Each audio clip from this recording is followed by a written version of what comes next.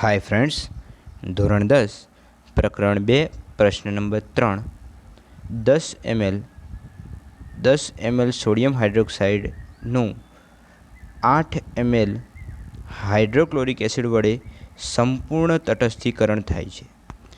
જો આપણે sodium હાઇડ્રોક્સાઇડનું 20 ml દ્રાવણ લઈએ તો એના માટે HClની જરૂર કેટલી પડે અથવા તો તેને જરૂરી માત્રા જણાવો.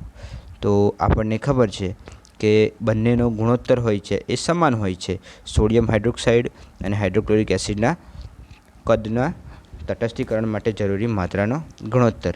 તો આપણે અહીં એક બાજુ સોડિયમ હાઇડ્રોક્સાઇડ લખીશું NaOH અને બીજી બાજુ લખીશું હાઇડ્રોક્લોરિક એસિડ. તો આપણે ગુણોત્તરની ચર્ચા કરીએ તો સોડિયમ હાઇડ્રોક્સાઇડનું જે કદ છે એ 10 ml છે, 10 ml છે અને એના તટસ્થીકરણ માટે જે હાઇડ્રોક્લોરાઇડ અથવા તો હાઇડ્રોજન ક્લોરાઇડ અથવા હાઇડ્રોક્લોરિક એસિડનું જે કદ છે એ 8 ml છે,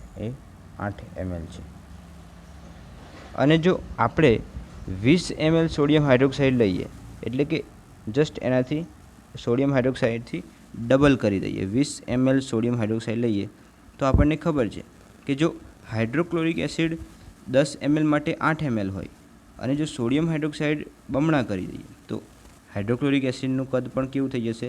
બમણું થઈ જશે. કારણ કે અહીં કીધું છે કે પહેલાં હતું તે જ દ્રાવણ, તો 8ના બમણા કેટલા થઈ જશે? 16 ml થઈ જશે. તો આ રીતે આપણે કહી શકીએ કે જરૂરી હાઇડ્રોક્લોરિક એસિડ કે જે 20 mlના સોડિયમ હાઇડ્રોક્સાઇડને તટસ્થ કરશે તેનું કદ 16 ml થશે, જેથી આપણો ઓપ્શન ડી કરેક્ટ આન્સર થશે. Thank you.